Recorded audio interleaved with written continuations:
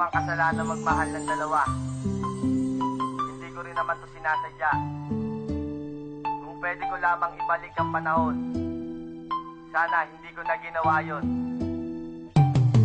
Kasalanan ba ng taong magmahal ng dalawa? Kasalanan rin ba nating magmahal ng iba? Bakit ba tayo ganito, hindi kontento sa isa? Meron nga bang pagkukulang upang humanap ng iba? Kaya ngayon pakinggan nyo ang daloy ng aking buhay, tungkol sa dalawang babaeng minahal ko ng sabay, inibig ko ng tunay.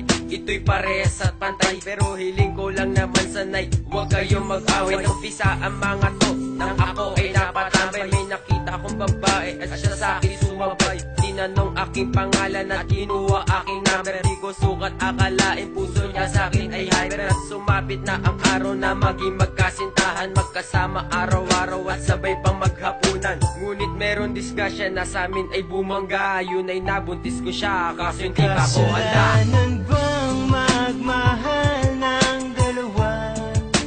Di ko naman sinasadya. Kung pwede lamang ibalik ang panahon, hindi ko gagawin yon.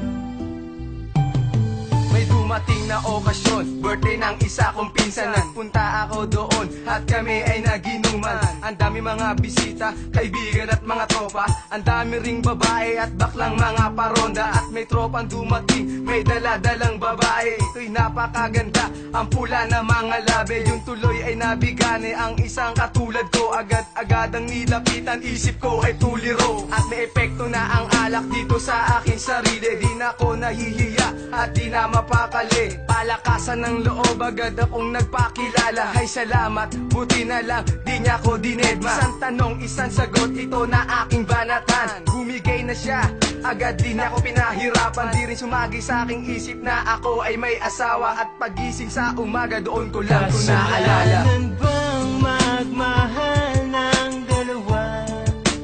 Di ko naman sinasadya. Kung pwede lamang ibalik ang panahon, hindi ko gagawin yon.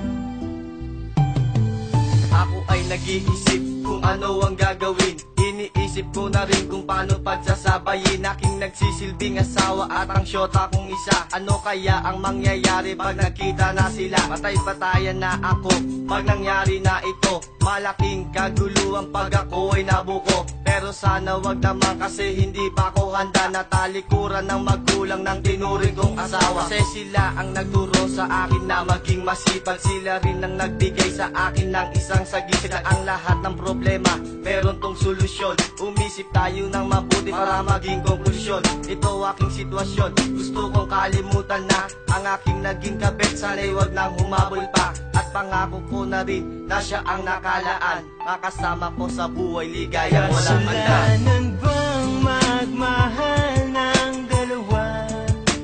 Di ko naman sinasadya. Kung pwede lamang ibalik ang panahon, hindi ko gagawin yon. Kasalanan bang magmahal ng dalawa? Di ko naman sinasadya. Kung pwede lamang ibalik ang panahon, hindi ko gagawin yon.